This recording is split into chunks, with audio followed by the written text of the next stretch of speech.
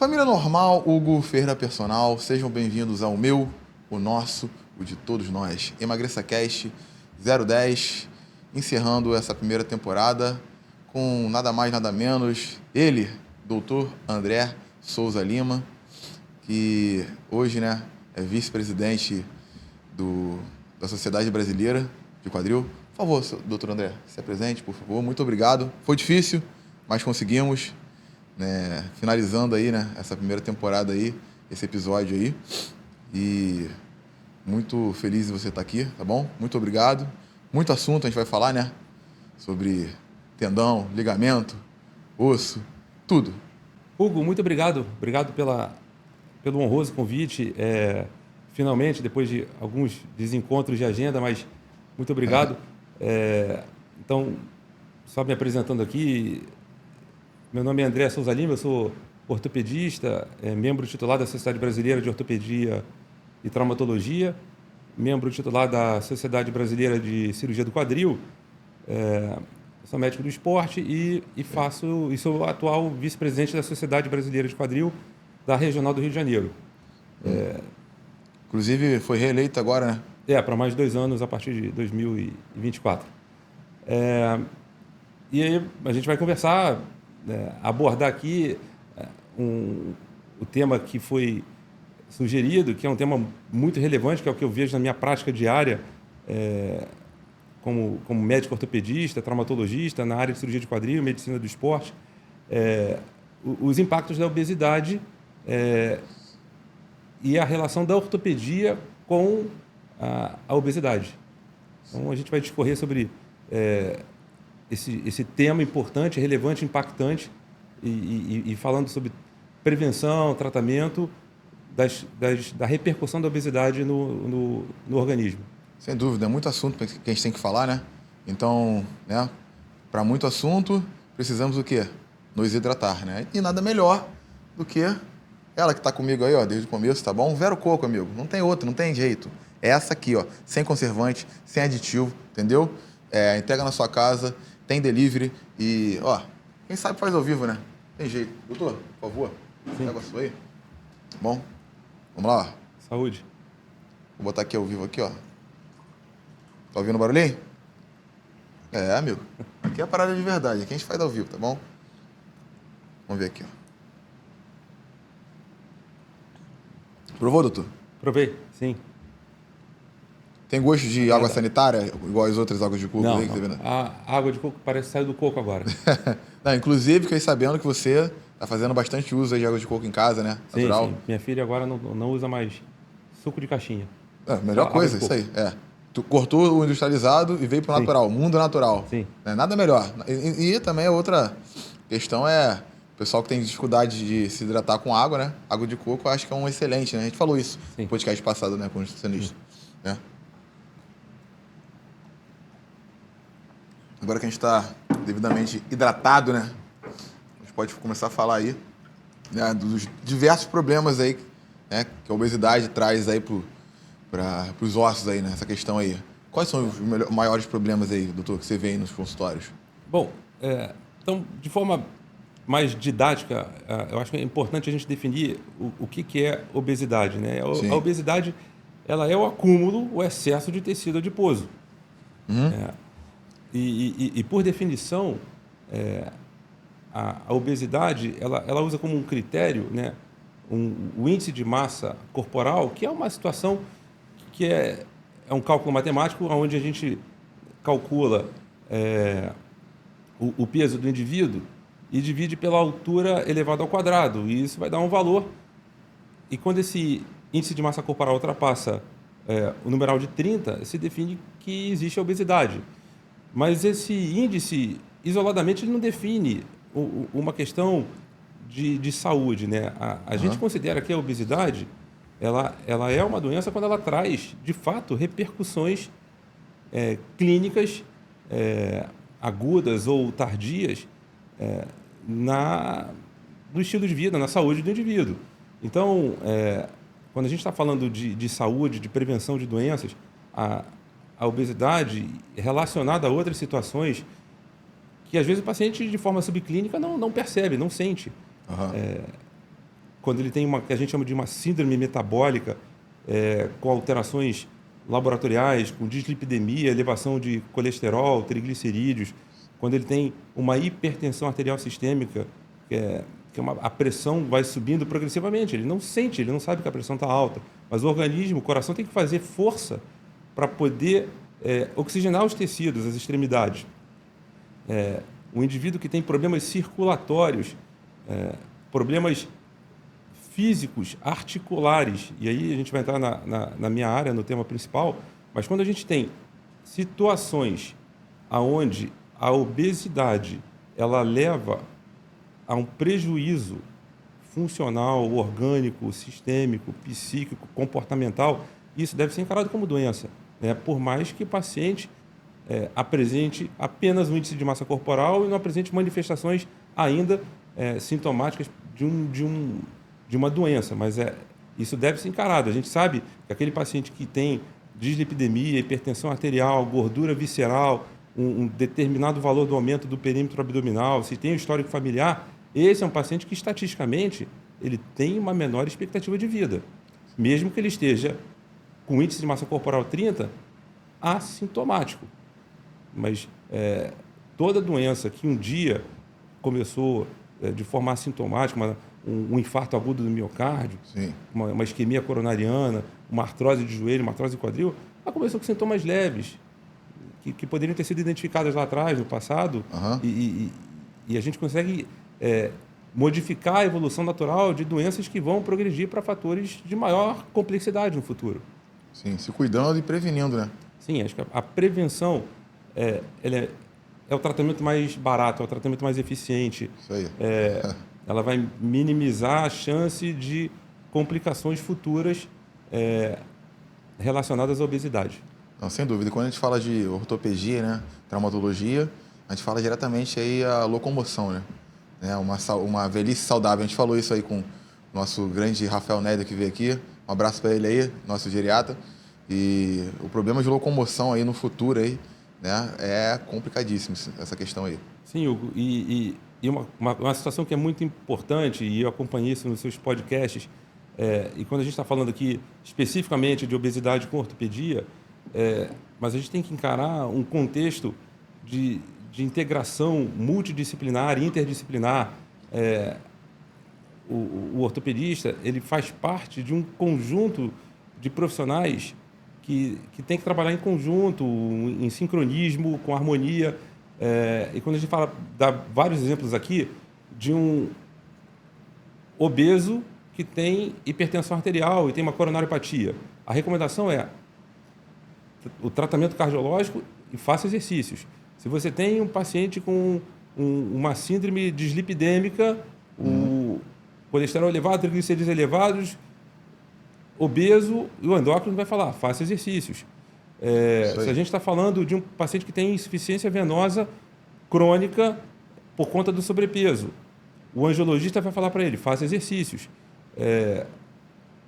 Ele está no nutrólogo, fazendo uma reeducação alimentar, uma modificação dos seus hábitos alimentares, o nutrólogo vai falar, faça exercícios. A resposta do tratamento, ela inclui a prática de atividades físicas. O resultado do educador físico assessorando o paciente que está começando a prática de exercícios vai ser melhor, vai ter um resultado mais eficiente com a ajuda no ortopedista e principalmente naquele obeso que tem alguma lesão músculo-esquelética, osteoarticular, o ortopedista ele vai auxiliar o educador físico na recuperação mais rápida, na adesão do paciente ao tratamento, ou seja, essa integração ela é muito importante. Então, a gente tem que avançar também nessa integração multidisciplinar e interdisciplinar. Não, sem dúvida, sem dúvida. E se tivesse duas coisas assim obrigatórias, que eu indicaria para todos, eu acho que tem caráter obrigatório. Se alimentar bem e fazer exercício. Acabou. Isso é obrigatório para todo mundo. Para todo mundo. É isso que vai prevenir, é isso que vai te dar longevidade, né? É o que eu falo muito aqui. Sim. Essa questão de tratamento da obesidade, a gente sabe que não é fácil, né? Um indivíduo que está obeso, ele está falando isso mais cedo, ele não dormiu magro, dormiu com peso normal e acordou obeso. Isso é um processo de meses, anos, Isso aí. e o organismo vai se adaptando a essa situação. E o reverso é óbvio. Assim, o indivíduo que está obeso, ele não vai tomar um remédio, vai acordar no dia seguinte magro. Ele não vai modificar isso rapidamente. Então, tem que ter empenho, dedicação, mas é possível, né? E esse equilíbrio entre o que se consome de caloria, o que se gasta de caloria, e a qualidade do que se consome tem que ser muito, muito ajustada para que você tenha também um resultado sistêmico mais eficiente. Outra coisa também é que quando, por exemplo, esse indivíduo que, né, estava muito obeso, consegue atingir um padrão ali, né, de saudável, ele acha também que se ele parar de fazer ali, ele vai ficar para sempre daquele jeito, entendeu? Não, a tendência é voltar, entendeu? Tem todo... A gente até falou sobre isso, que veio a Camila aqui, né? Camila, a minha aluna, endócrina, falou sobre o set point hipotalâmico, né? Fica aquele peso máximo ali que você já teve na vida ali, entendeu? Não importa, daqui a 10, 20 anos, não tem volta. Tá gravado ali, já tá gravado na sua memória, que você já foi obeso um dia, entendeu? Então você tem que se cuidar o resto da sua vida, entendeu? Pode ser que você conseguiu ficar, né, num padrão ali saudável durante 2, 3 anos. Quanto mais anos você ficar, mais difícil é de você voltar. Mas não quer dizer que acabou aquilo ali, não. É pro resto da vida. Sim. E você tem que encarar isso, a prática de exercícios, a atividade física, ela tem que ser encarada como método de tratamento, como um remédio, como uma terapia. Então, essa virada de chave, às vezes, demora para acontecer. A gente estava falando aqui de pacientes que precisam reconhecer a questão da obesidade e começar a tratar e se prevenir, mas, às vezes, como o paciente não sente, vai se acostumando e vai se adaptando a algumas situações do sobrepeso, da obesidade, ele não encara a necessidade de um tratamento. Eu vou dar um exemplo aqui, até para ficar mais prático, de uma situação que ficou famosa na mídia um tempo atrás, de um paciente que serviu como fator de motivação para outras pessoas fazerem exercício. Era um paciente que bateu um recorde de fazer o caminho de Santiago de Compostela num prazo mais curto. Ele tinha uma prótese de quadril. E a história dele começou muito tempo antes da cirurgia do quadril, porque ele era um indivíduo obeso mórbido, estava passando por dificuldades financeiras, estava desempregado, precisava fazer uma entrevista de emprego. Ele sai da casa dele num lugar com dificuldade de acesso e o ônibus passou do ponto. Passou muito do ponto.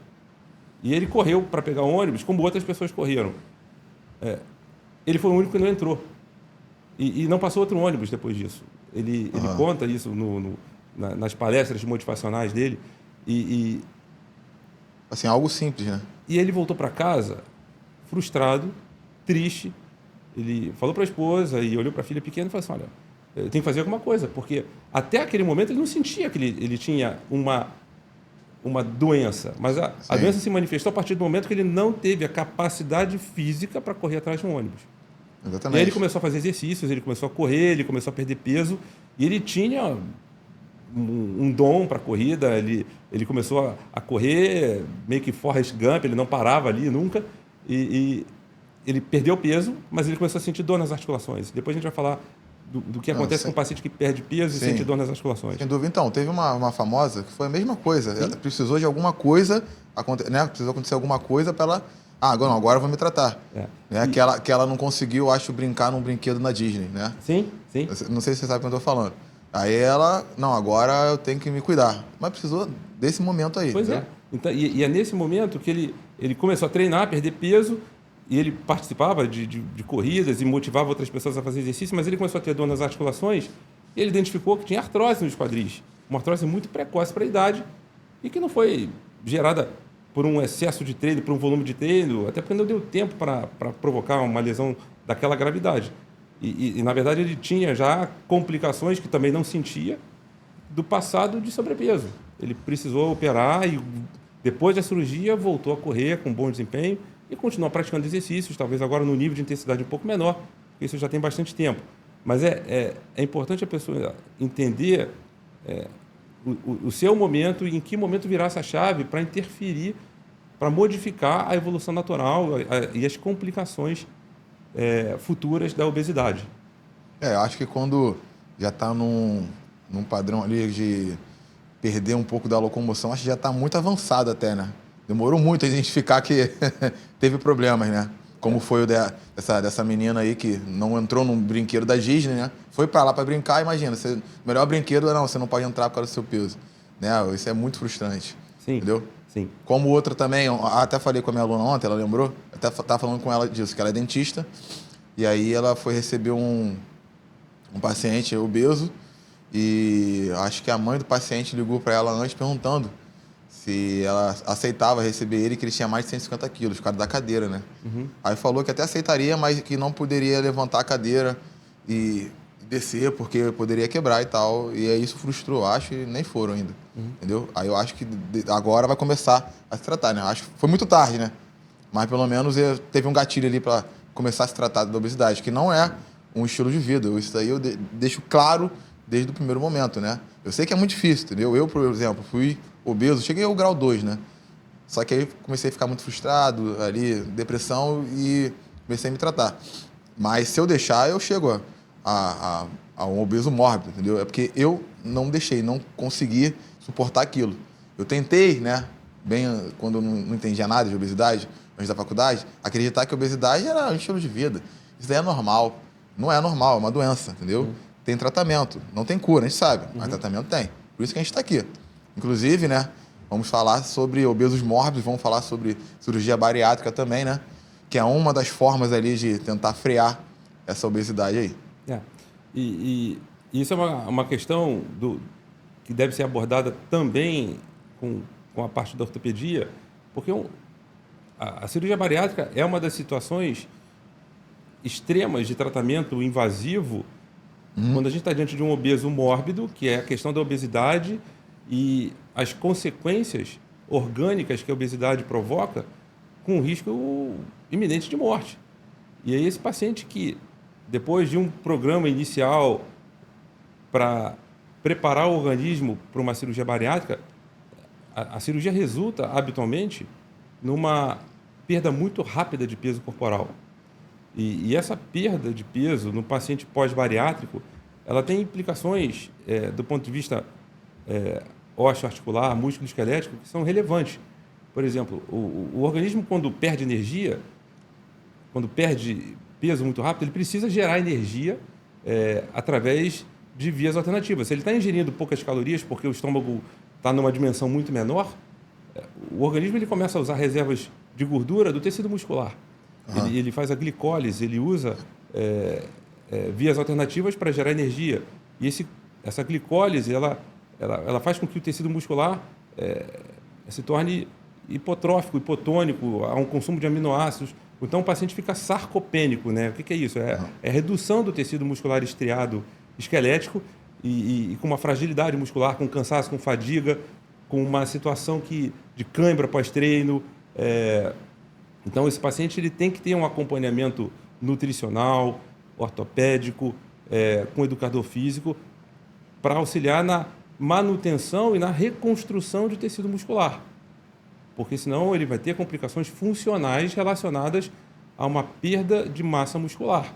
Não raro, e aí outro exemplo prático que eu vou citar agora, pacientes que eu acompanho pós-bariátricos, ele fala assim, doutor, o que aconteceu?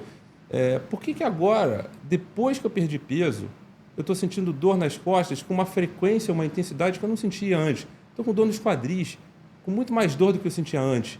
Eu perdi 70 quilos em 10 meses. Por que isso acontece? A resposta é sim. Não foi só de gordura que você perdeu. Você vai sentir dor porque você perdeu massa muscular, você perdeu o estabilizador dinâmico de uma articulação que já tinha desgaste, de uma articulação que suportou peso durante muito tempo. E aí vamos falar um pouco de física, mas uma física bem aplicada, uma física simples. Existe uma fórmula da física descrita por Pascal, que a pressão é igual à força sobre a área. Sim. Então, se você tem muita força concentrada numa área pequena, a pressão vai subir. É isso que acontece nas articulações do nosso corpo. Se você tem uma carga excessiva de peso, a cartilagem, as superfícies articulares, as estruturas articulares, elas suportam peso até um determinado limite, elas suportam uma pressão até um determinado limite. Então, essa pressão excessiva gera um efeito físico de achatamento das cartilagens, de isquemia de vasos sanguíneos que vão nutrir as estruturas articulares. Isso gera reação inflamatória, isso aumenta o catabolismo, a degradação das estruturas. E aí o indivíduo perde peso, rapidamente, perde massa muscular, perde o que equilibrava, o que sustentava, e aí ele desencadeia uma percepção de dor maior. Esse é um efeito da cirurgia bariátrica. E um outro efeito que a gente observa muito é a osteoporose pós-cirurgia bariátrica. Porque, por incrível que pareça, um indivíduo que é sobrepeso, que é obeso, ele tem uma massa óssea maior, melhor, né? Mas isso é um efeito de adaptação do organismo. Se você fizer uma densitometria óssea de um indivíduo obeso e comparar com um indivíduo de baixo peso, magro, a massa óssea do obeso, a matriz inorgânica, a parte calcificada do osso, ela é maior. Mas isso é uma maneira que o organismo tem para compensar uma carga excessiva. O organismo ele desenvolve esse mecanismo, né, na lei de uso e desuso. Se um osso está sendo pressionado, ele tem dois caminhos a seguir. Ou ele inflama a parte interna, a medular do osso, e ele quebra, né, o que chama de reação por estresse, uma edema ósseo com fratura por estresse. Ou o mais comum é o organismo conseguir suportar essa carga excessiva produzindo mais tecido ósseo, mais matriz calcificada. Mas isso é uma consequência. E aí, quando o paciente perde peso rapidamente, o organismo entende que não precisa ter aquela densidade óssea no osso que recebia muita carga. E o paciente começa a desenvolver, e se não acompanhar, e se não tiver aí um cuidado também nessa questão metabólica óssea, esse paciente perde massa óssea por um efeito da redução da carga em cima desses ossos. Sim. E também por uma questão da absorção de alguns nutrientes que o pós-bariátrico tem que ter, por vezes, uma suplementação contínua para não sofrer de questões de interferência da massa, do metabolismo ósseo. Não, e além disso, ainda tem a perda, né, de massa óssea, massa muscular, pelo processo natural, pela idade. É o que eu venho falando aqui. Depois de 50 anos, né, o que a gente tem meio que comprovado é que você perde ali em torno de 1% ao ano, né, de massa muscular, osteosarcopenia, sarcopenia, enfim. Então, o indivíduo, isso que eu falo, comer bem e praticar exercício. Para quando? Desde o começo ali, entendeu? Sim, essa informação é importante. Existe um trabalho da Sociedade Americana de Medicina Esportiva que, na verdade, não é mais com 50, é com 40 anos. Aquele indivíduo que é sedentário, e quando ele chega aos 40 anos de idade e não modifica o seu estilo de vida para fins de exercício, o que ele tem de massa magra, ele vai perder isso. Ele não vai conseguir manter o equilíbrio dessa massa magra com as funções do cotidiano. Ou seja, se ele sair de casa para trabalhar e no mercado no final do dia voltar, passear um pouquinho no shopping no final de semana, não é suficiente para ele manter aquela massa magra. Esse indivíduo vai perder 1% da sua massa magra por ano. Então ele tem que estimular. Esse é o recado para a galera que trabalha. Eu trabalho em movimento, vão andando. Sim. Não é o suficiente. Não é o suficiente. Não é suficiente. Tem que ter carga, sobrecarga. E a gente sabe que hoje em dia o catabolismo começa cada vez mais cedo. Dependendo do padrão, né, de sedentarismo do indivíduo, né? Com certeza. De repente até menos de 40, né? Tem gente aí que não faz nada há séculos aí, né? Não quer fazer nada. A gente brinca que tem pacientes que se mexeram muito durante a vida intrauterina, que a mãe falava assim, olha, ele mexia muito na minha barriga, depois que nasceu... Trabalha no computador, por exemplo. Um cara que trabalha 24 horas no computador. Home office, sim. Home office. Tem esse lado bom do home office, né? Que dá um pouco mais de qualidade de vida para o indivíduo, questão de ficar muito tempo no trânsito, mas tem esse lado ruim, né? Tanto na alimentação, que você está em casa, está ali, né? Então depende muito de você, né? Porque tem empresas que você almoça na empresa, o almoço é saudável, enfim. E na rua você também consegue ter um controle melhor. E em casa, às vezes, é muito, né, beliscar. Então o indivíduo começa a engordar muito, entendeu? Sim. Às vezes, que eu falo muito também aqui no podcast, às vezes o indivíduo começa a ganhar muito mais dinheiro. E acha que o dinheiro é tudo e saúde larga de mão, entendeu? E não é. Ou então ele vai ter que fazer uma boa reserva financeira para tratar no futuro as complicações de um sedentarismo, de um sobrepeso não tratado, não prevenido. O que é muito mais caro do que treinar todos os dias, se alimentar bem, né? Sim. Custa muito caro esse projeto aí de morar no hospital, né? Custa muito caro, muito. Sem dúvida, né? E quanto à questão aí de cirurgia bariátrica, eu vi que tem algumas cirurgias agora bariátricas que são menos invasivas. Uma que eu acho que você costura por dentro. Não tem um negócio desse, doutor? Isso eu não sei mais ou menos ali. Existem técnicas que vão ser indicadas de acordo com o perfil do paciente, com o que se almeja na perda de peso. Mas o princípio, a indicação é naqueles pacientes que apresentam a obesidade mórbida, ou seja, com fatores de risco para complicações de risco de morte numa expectativa de vida mais baixa e que você tem que reverter rapidamente esse sobrepeso, porque ele está impactando de forma direta em funções vitais do organismo. Mas assim, eu estou vendo muito na internet também, muitas pessoas fazendo bariátricas e não estão na obesidade mórbida. É indicado? Ou, por exemplo, pessoas que não estão no obesidade grau 1, grau 2, mas tem uma diabetes tipo 2, por exemplo, é indicado? Esses pacientes, na minha opinião, eles deveriam iniciar essa tentativa, esse tratamento para redução do sobrepeso, com que a fisiologia, seguir etapas, protocolos de tratamento, ou seja, deixar um tratamento mais invasivo, onde você faz uma ressecção de parte do seu estômago para aquelas situações que não responderam às medidas iniciais. Você pode lançar a mão da cirurgia bariátrica para critérios de menor risco, mas acho que esse paciente tem que ter passado por um tratamento, por medidas de reeducação alimentar, atividade física, mudança de hábitos, tentar identificar as causas externas que interferem no sobrepeso e não partir ou não tentarem durante algum tempo um tratamento mais fisiológico, evitando uma cirurgia que, uma vez feita, você não consegue reverter uma redução do estômago, a não ser algumas técnicas de derivação, mas eu acho que você deveria tentar primeiro o fisiológico. E também deixa bem claro aí também que cirurgia bariátrica não é uma solução para a obesidade, ela vai te ajudar. Tem pessoas que fazem cirurgia bariátrica e voltam a engordar.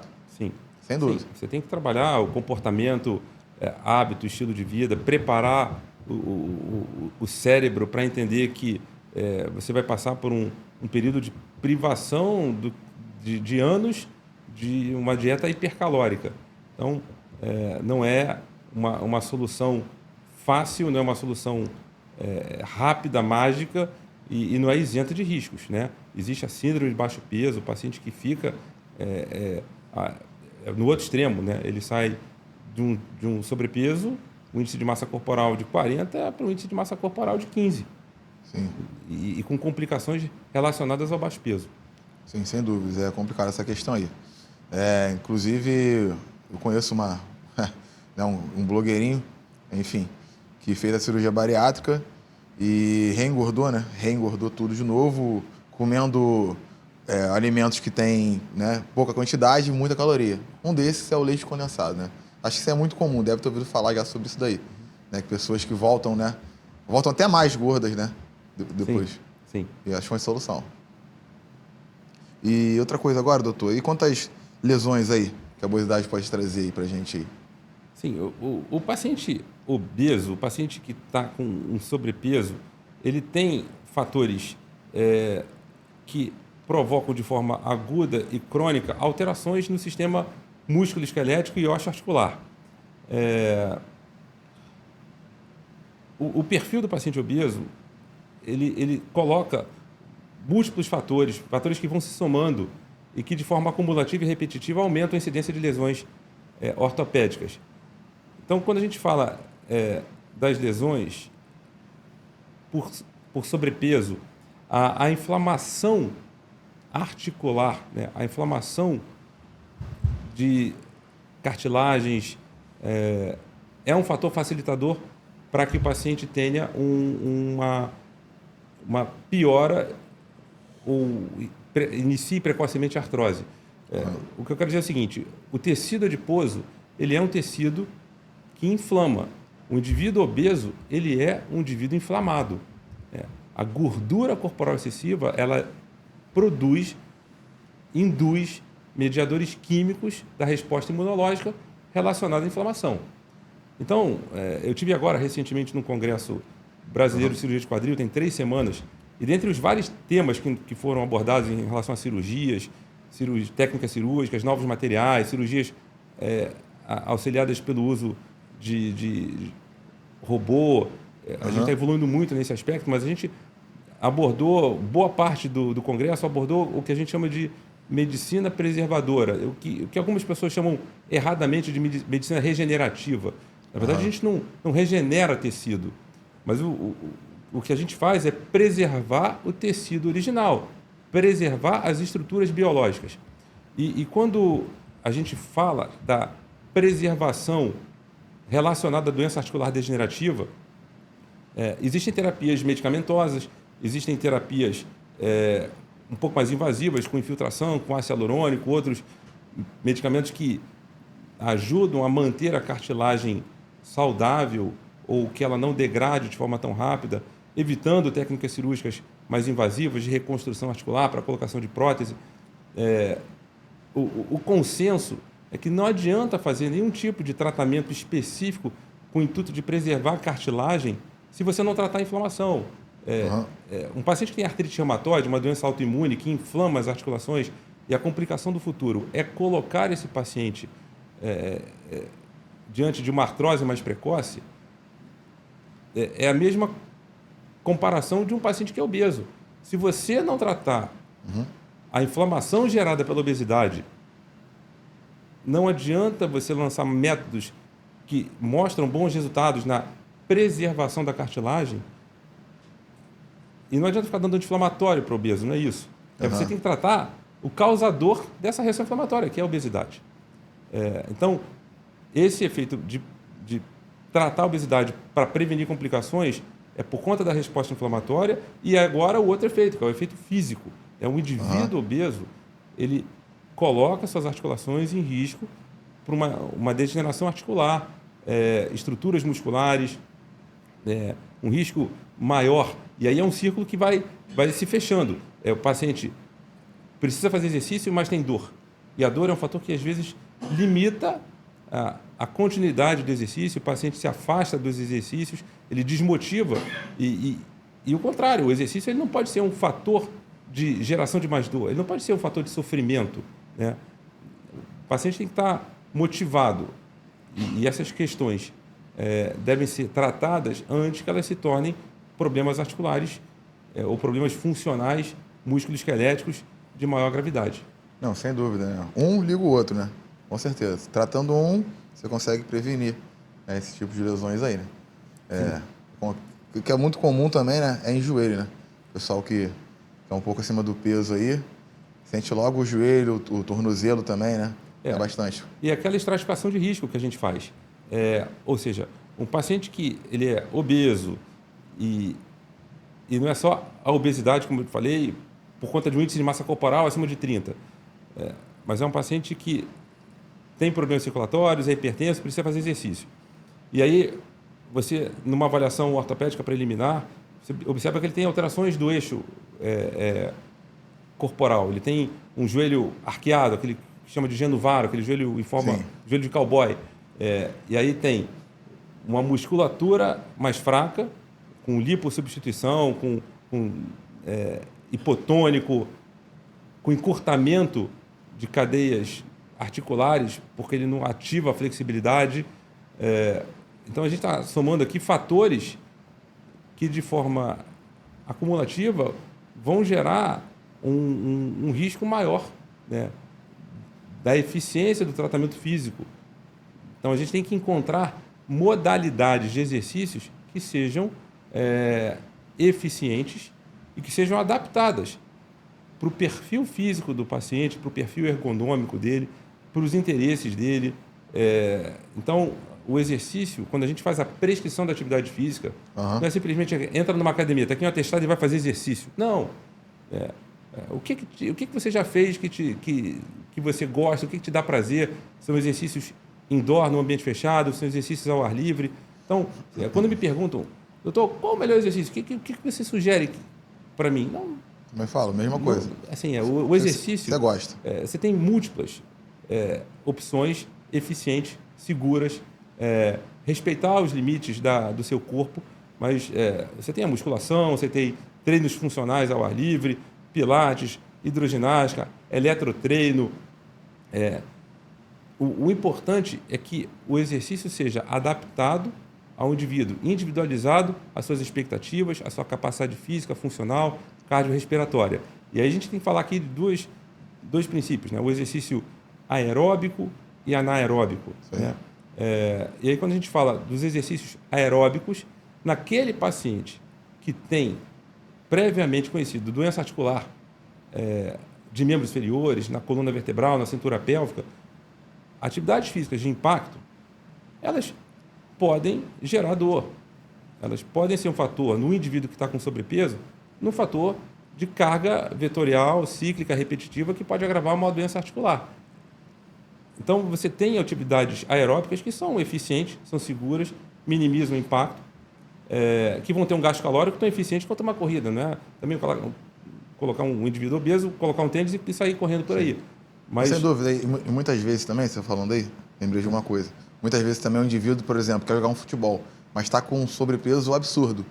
Então ele começa a fazer um processo de emagrecimento para jogar o futebol, entendeu? Então uma coisa liga a outra.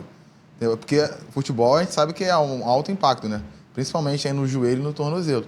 E tem indivíduo que não vai conseguir por causa desse sobrepeso absurdo. Então ele começa a se cuidar, a fazer um negócio mais... uma corrida ali, bem levinha e tal, vai devagarzinho, vai perdendo muito peso e daqui a pouco ele vai ele chega onde ele quer. Sim, e é isso aí. O planejamento por uma determinada atividade física de maior intensidade, independente se ele é um sedentário, um atleta ocasional, eventual, ou se é um atleta de alto rendimento, esse planejamento para chegar a um resultado de jogar futebol com segurança tem que ser feito com a orientação do ortopedista, com a integração com o educador físico, com o fisioterapeuta, se ele tiver alguma lesão que precisa de um tratamento fisioterápico, para que você consiga alcançar um resultado eficiente. E esse equilíbrio entre exercícios de reforço muscular para as cadeias musculares mais fracas, exercícios direcionados para uma articulação que tem uma doença relacionada a um sobrepeso, ela deve ser bem abordada para que o exercício não se torne um fator de geração de dor, um fator de agravamento de uma lesão pré-existente. Não, sem dúvida isso daí. Outra questão também, que eu ia falar aqui, você falou das lesões aí, né? Da artrite. Não falou da artrite, né? Qual a grande diferença ali, artrite e artrose? Só deixar bem claro para a galera ali. Isso às vezes é uma situação que confunde um pouco por conta da tradução do que o inglês coloca como osteoartrite. E a gente fala que toda doença articular degenerativa, ela um dia começou com a inflamação. Né? Então, a osteoartrite ela é a inflamação do tecido articular, periarticular. Isso pode ser causado por uma doença inflamatória imunológica, autoimune, mas as doenças articulares degenerativas, e quando a gente coloca de forma resumida a artrose, ela começou com uma reação inflamatória, com uma artrite. Então, a artrite é a inflamação e a artrose já é o desgaste, a degeneração da estrutura articular. Show de bola, show de bola. E é verdade que, eu acho que que o músculo protege a articulação? Sim, o músculo protege. Você, dentro das estruturas articulares e periarticulares, você tem ligamentos, cápsula articular, a própria cartilagem, a espessura da cartilagem, algumas estruturas fibrocartilaginosas específicas de uma articulação, meniscos, o labrum no ombro. E, além disso, você tem a musculatura, que com uma mecânica de movimento, com equilíbrio entre músculos que precisam contrair e músculos que precisam estar relaxados para fazer o movimento de forma correta e ajudar na absorção de impacto. Ou seja, a musculatura ela tem um efeito na proteção quando bem utilizada, mas ela é um dos fatores que protegem a articulação desde que você tenha o equilíbrio muscular e tônus muscular eficiente. Não, sem dúvida, sem dúvida. Tem algum caso clínico aí que você quer citar, doutor? De algum obeso aí que você está tratando?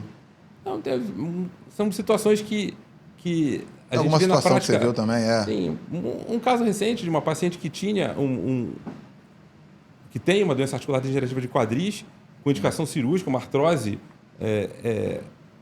sintomática, uma artrose limitante do ponto de vista funcional, uma paciente que tem dor resistente a qualquer tipo de tratamento medicamentoso, fisioterápico, é uma paciente que tem uma qualidade de vida ruim, limitação de movimentos, qualidade de vida pessoal, não viaja, fica restrita. Mas é uma paciente que tem 1,64 m e ela tinha 150, 160 quilos. Um pouco mais de 150 quilos. Bastante. E é uma paciente que conversamos sobre os riscos relacionados à cirurgia para colocação de prótese por conta do índice de massa corporal elevado e pelos potenciais fatores de complicação em relação a maior chance de infecção, sangramento, uma abordagem cirúrgica numa anatomia onde fazer a cirurgia tornaria a cirurgia um pouco mais complicada e a sobrevida da prótese. Porque dura em torno de 10 anos? Não. Uma paciente relativamente jovem colocaria um material que tem uma perspectiva de duração de 20, 25 anos.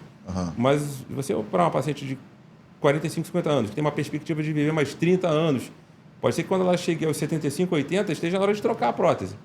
Mas se ela tiver com sobrepeso excessivo, pode ser que essa prótese não dure 20 anos. Pode ser que ela gaste mais rápido. Então, você vai ter que trocar a prótese.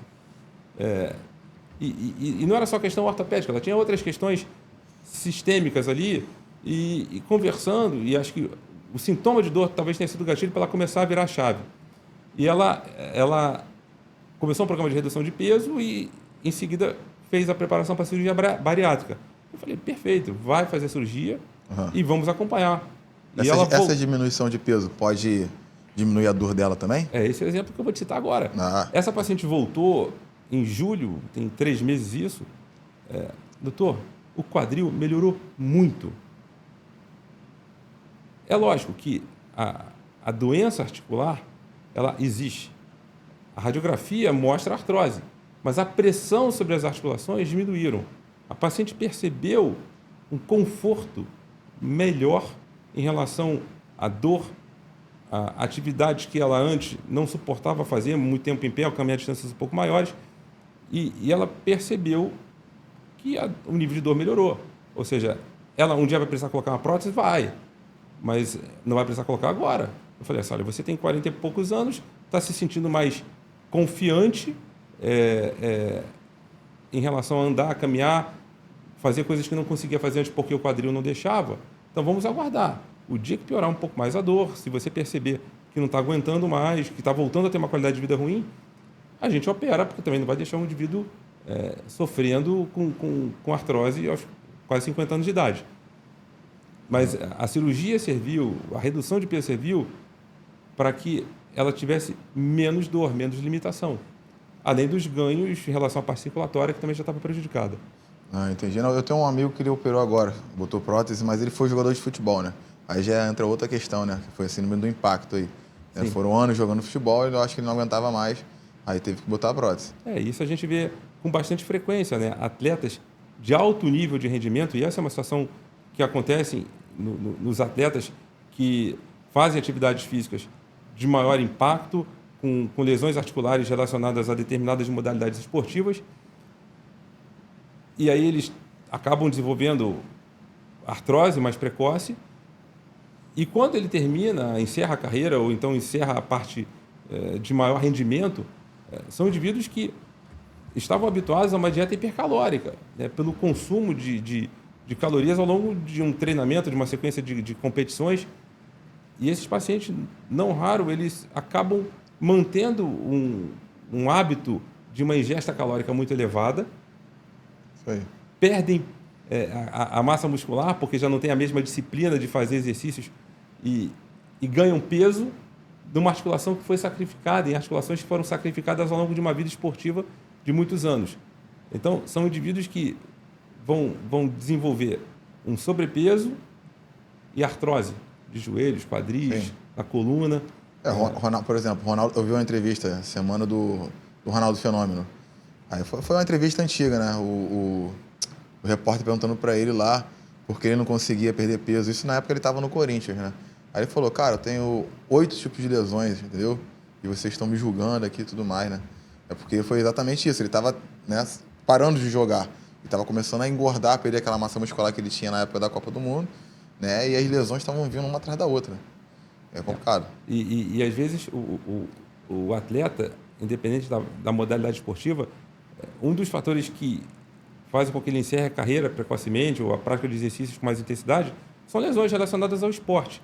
E quando essa transição ela não é bem conduzida nos hábitos alimentares, o paciente ganha muito peso, né? O sobrepeso no atleta que está encerrando a carreira é algo habitual, né?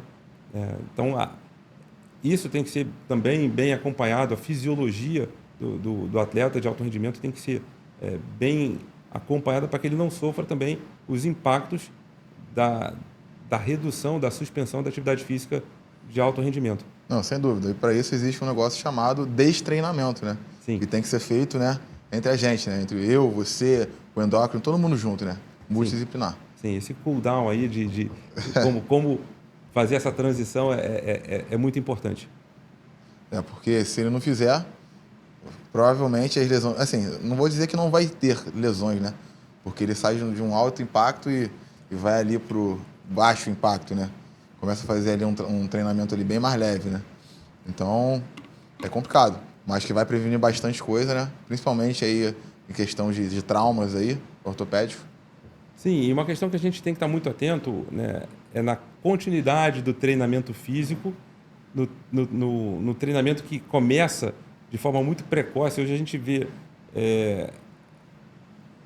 adolescentes ainda esqueleticamente imaturos fazendo exercícios com muita intensidade, porque tem o dom da atividade física e para uma determinada modalidade, e acabam precocemente se expondo a lesões articulares por conta da intensidade de exercícios. Então, esse cuidado no acompanhamento, na prevenção de lesões, no tratamento do condicionamento físico para um exercício seguro tem que ser bem abordado.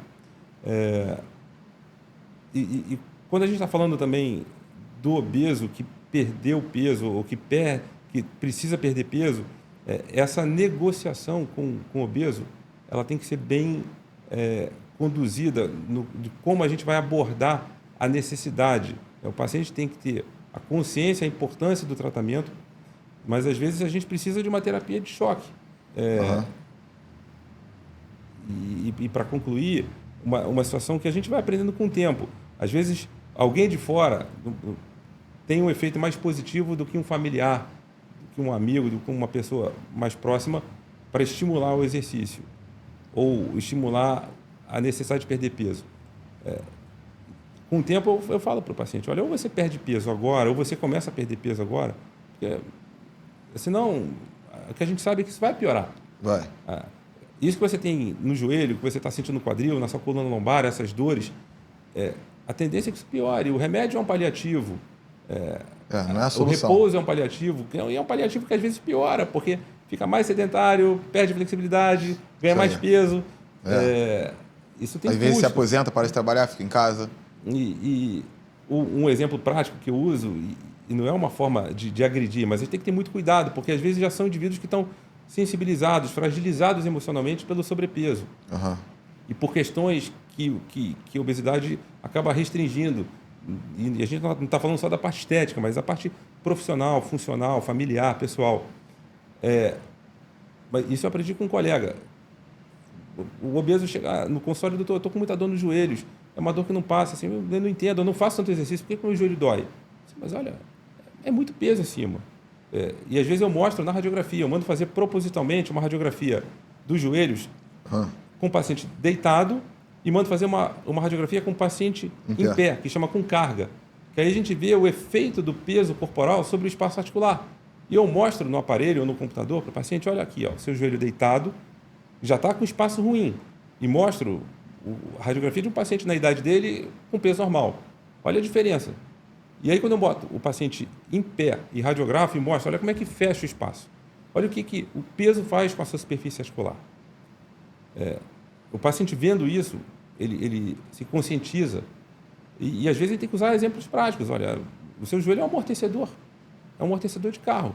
Imagina você colocar um amortecedor de um Fusca e trocar o chassi do Fusca e colocar um chassi de Kombi ali dentro. Vai doer. Não vai funcionar, vai gastar. Sem dúvida. Então, o paciente tem que ter essa consciência e a gente tem que ter o cuidado na hora de colocar isso, que não seja encarado de forma preconceituosa. A gente não quer, longe de passar por uma terminologia de gordofobia, mas a gente não deve glamourizar uma situação de sobrepeso.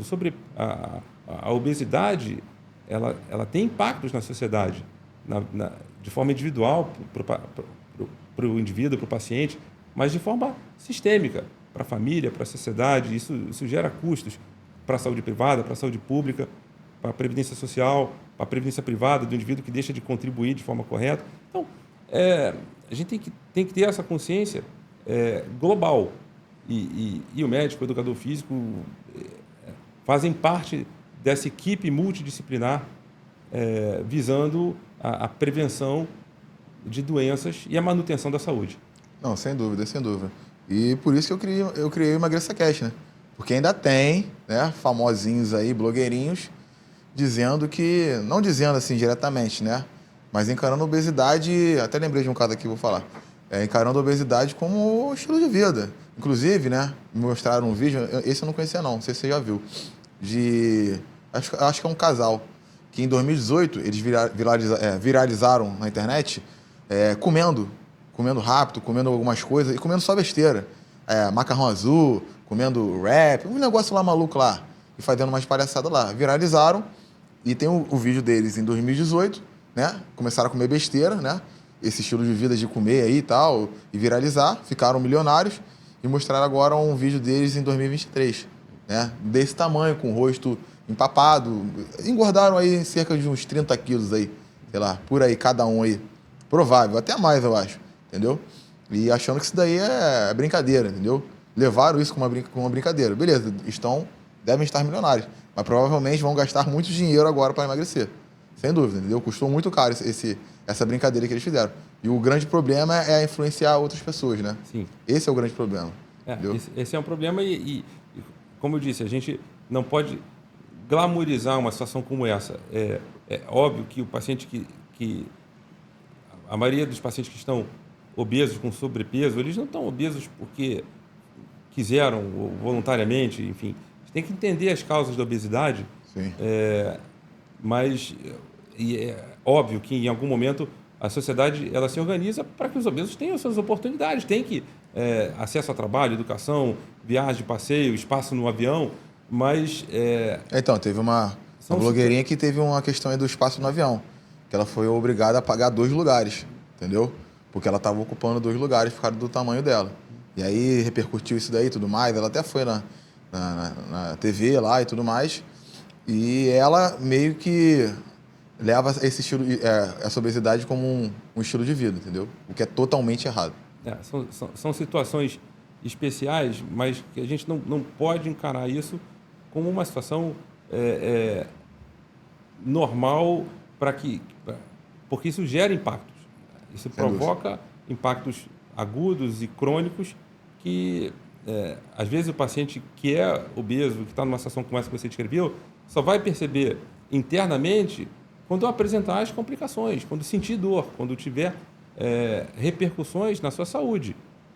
Mas aí pode ser tarde demais, porque você já não vai ter a possibilidade de cura ou de evitar complicações mais graves, e você vai acabar só remediando. Não, sem dúvida, sem dúvida. Perfeito, né? Então, os problemas são enormes aí, né? A obesidade é uma doença. entendeu? Tem tratamento. A gente está aqui, né, para isso, beleza? Então, esquece esse negócio aí, que é estilo de vida, que... Eu entendo, né? A gente entende que obesidade, né? Você tem que aceitar que você tá gordo, mas tem que fazer alguma coisa, meu amigo. Não é para ficar parado, eu tô gordo, eu tô obeso, e é isso mesmo. Não, não é isso, entendeu? Você pode olhar no espelho ali, né? Se aceita, como o André falou, né? Quer ver como você tá? Quer se sentir bem? Fica pelado na frente do espelho lá, você vai ver. Entendeu? É isso dali, amigo. Ali não tem como fugir, entendeu? É você contra você mesmo ali, entendeu? E é isso, entendeu? Obesidade é uma doença. Emagreça Cash foi criado para isso, entendeu? Para ajudar vocês aí que estão aí, né, me assistindo aí. Muito obrigado. Tá bom, doutor? 0010, né? Estamos aí, finalizando aí essa primeira temporada. Pretendo continuar aí por mais tempo. Mas você aí encerrou perfeito aí, falando bastante coisa aí interessante. Muita gente vai ver isso daqui, com certeza vai ser um gatilho para começar a se cuidar, né? Aquela pessoa que está, né, principalmente, né, que está cheia do dinheiro, está trabalhando que nem louco. A gente tem exemplos agora aí, a gente tem exemplo na nossa família aí, que, né, eu e minha esposa, que trabalha muito. A gente falou, cara, eu sei, você está bastante dinheiro aí e tudo mais, mas você está deixando a desejar na sua saúde aí, entendeu? Então você vai pagar caro se você não se cuidar agora. Ainda dá tempo, mas sabe que dá tempo, entendeu? Mas mais um pouquinho, não vai dar mais tempo. Vai começar a ter problemas, né, de locomoção, né? E daqui a pouco não vai conseguir nem se locomover para ir para o trabalho, né? Vai precisar de alguém, entendeu? E aí fica muito mais caro, né? E muito mais frustrante, né? Então, muito obrigado, doutor. Emagreça Cash 010, estamos juntos, tá bom? Primeira temporada encerrada. Vral!